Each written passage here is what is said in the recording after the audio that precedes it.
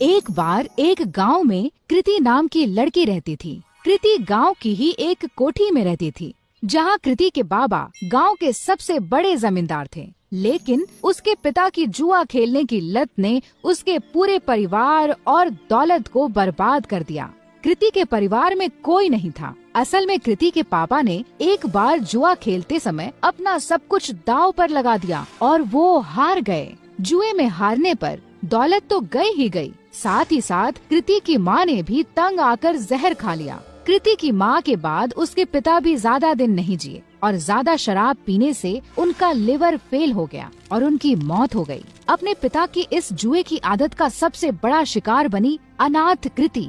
उस बेचारी का क्या दोष था? अब ना ही उसका कोई ख्याल रखने वाला था और ना कोई रोटी देने वाला। पेट पालने के लिए मजबूरन कृति गांव के घरों में झाड़ू पोछा करती। कृति का ये सब करने का बिल्कुल भी मन नहीं करता, क्योंकि जिस घर में वो काम करती थी उसका मालिक उसे बुरी नजरों से देखता था। लेकिन 2 वक्त की रोटी के लिए कृति ये सब भी झेल लेती थी। कृति रोज सुबह सुबह गांव के मंदिर में जाती और अपनी दर्द भरी कहानी भगवान को सुनाती। हे ईश्वर, किस जन्म का तू मुझसे बदला ले रहा है? क्योंकि इस जन्म में तो मैंने किसी का भी बुरा नहीं किया। अब तू ही बता, अगर मेरा बाप जुआ खेलता था तो क्या इसमें मेरी गलती है? मैंने तो हर बार उन्हें जुआ खेलने से रोका, यहाँ तक कि रोकने के चक्कर में मार भी खाई, लेकिन हमेशा यह विश्वास रहा कि एक दिन तू सब ठीक कर देगा। मैंने तुझ पे भरोसा किया और तूने मेरे भरोसे का आज मुझे ये सिला दिया।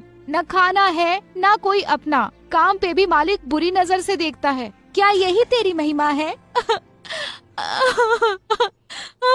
कृति की आंखों में आंसू भर आए और वो वहीं बैठकर फूट फूट कर रोने लगी। लेकिन कृति ने आंसू पोंछे और वहाँ से उठकर जाने लगी कि तभी उस मंदिर के बाहर एक बूढ़ा आदमी दिखा जो उसे घूर रहा था। कृति को लगा कि ऐसे ही कोई भिखारी होगा जो उसे रोता हुआ देखकर घूर रहा हो। कृति उस पर बिना ध्यान दिए वहाँ से तुरंत अपने घर चलती बनी। लेकिन अब तो उस बूढ़े आदमी की कृति को देखने की आदत पड़ गई थी। जब भी कृति मंदिर जाती और भगवान को अपनी आप बीती बताती, वो बूढ़ा वहीं खड़ा उसकी बातें सुनता और उसे घूरा करता, लेकिन कभी मंदिर के बाहर कृति का पीछा नहीं करता। कृति को लगा कि वो बेचारा भीख की आस में उसे देखा करता है। कृति के पास कोई बहुत ज्यादा पैसे नहीं थे, फिर भी वो दान पुण्य करने में बिल्कुल भी हिचकिचाती नहीं थी। एक दिन मंदिर के बाहर खड़ा वो बूढ़ा आदमी जब कृति को घूर रहा था तो कृति भगवान के पास जाने की बजाय उस बूढ़े के पास गई।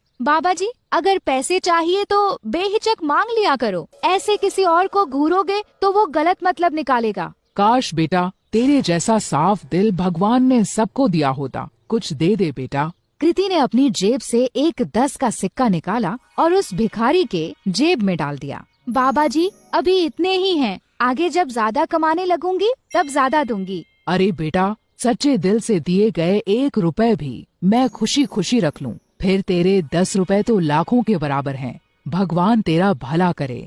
ये कहकर वो भिखारी चला गया। किसी गरीब की मदद करके कृति को बहुत खुशी हो रही थी।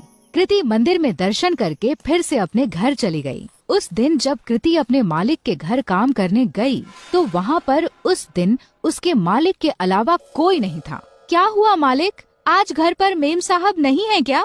मेम साहब वो तो आज अपने मायके गई हुई हैं। वैसे उनके बारे में क्या पूछ रही हो? भला तुम्हारे और मेरे बीच में उनकी क्या जरूरत? अपने मालिक से ये सुनकर कृति कुछ सहम सी गई।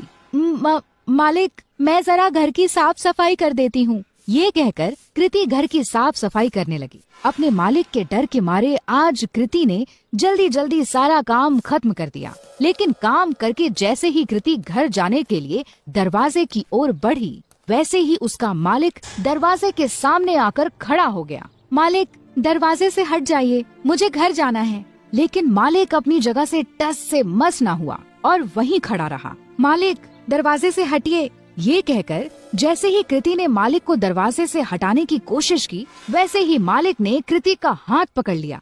अरे ऐसे कैसे जाने दूं? आज तो मौका मिला है मुझे। बीवी भी घर पर नहीं है, आज तो तुझे नहीं जाने दूंगा। ये कहकर मालिक तुरंत कृति पर लपका। डरी सहमी कृति तुरंत अपनी इज्जत बचाने के लिए भागी लेकिन उसका मालिक उसका पीछा नहीं छोड़ रहा था। तभी एक कोने में कृति को डंडा पड़ा हुआ दिखा और वो उसके पीछे दौड़ी। अब की बार कृति का मालिक जैसे ही उसे पकड़ने के लिए लपका, वैसे ही कृति ने उस डंडे को उठाकर उस मालिक के सर पर दे मारा और तुरंत दरवाजे से निकलकर वहाँ से भाग गई। फूट फूट कर रोती कृति बिना रुके भागती जा रही थी। भागते भागते रात में कृति उस मंदिर पहुँची जहाँ वह रोज सुबह जाती थी। मंदिर में पहुँचते ही कृति भगवान की मूर्ति के चरणों में जा गिरी। हे ईश्वर, क्या मेरा पैदा होना ही गुनाह है जो तू मुझे इतनी बड़ी सजा दे रहा है?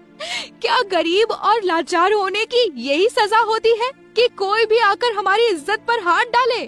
कृति की आंखों से फिर आंसू फूट पड़े। कृति ने आंसू पोंछकर जब आसपास देखा तो पाया कि वो बूढ़ा आदमी फिर वहीं खड़ा था।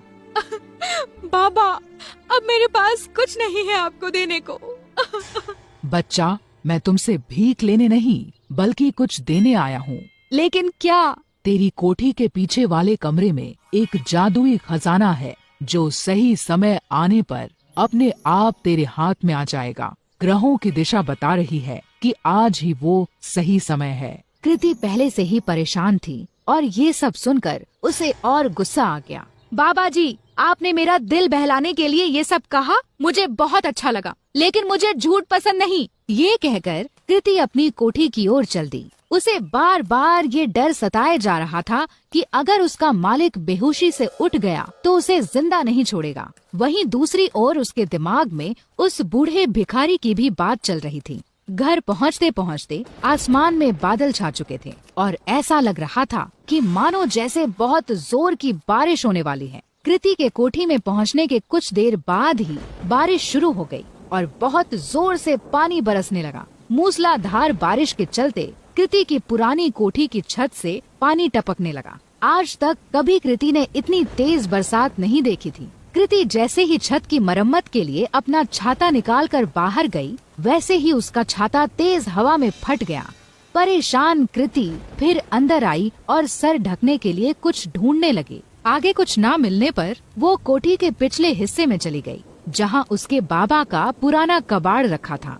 ढूंढते ढूंढते उसी कबाड़ में कृति को एक छाता मिला। चलो इसी से काम चलाया जाए। ये कहकर कृति मरम्मत का सामान लेकर जैसे ही बारिश में बाहर निकली, बारिश की बूंदें पड़ते ही उस छाते से सोने के सिक्कों की बरसात होने लगी। कृति को ये सब देखकर अपनी आंखों पर विश्वास नहीं हुआ कि उस बूढ़े भिखारी की बात सच निकली। कृति उन सिक्कों को समेटकर अंदर कमरे में आ गई और उसने उन्हें गौर से देखा तो उन्हें सोने का पाया। खुशी से पागल कृति की आंखों में आंसू आ गए। अब मुझे अपने मालिक के जैसे गंदे लोगों के लिए काम करने की जरूरत नहीं। कृति ने उसी रात अपना सामान बांधा और इस गांव को छोड़कर उस छाते के साथ निकल गई। एक दूर बड़े शहर में जाकर उन सोने के सिक्कों को बेचकर कृति को खूब पैसे मिले, जिससे उसने एक घर, एक गाड़ी और अपनी सारी ख्वाहिशें पूरी कर ली। यही नहीं, उसने अपना खुद का बिजनेस ही शुरू कर दिया। इस तरह कृति की सारी गरीबी उस जादुई छाते ने दूर कर दी और अपने गंदे मालिक से बहुत दूर कृति सुकून से अपनी जिंदगी जीने लगी। रुकिए, अगर आपको हमारी वीडियो पसंद आती हैं तो अभी कार्टून फन सब्सक्राइब कर दीजिए और कमेंट में अपना प्यार जरूर छोड़िए। आपका एक क्लिक हमें और प्रेरणा देता है।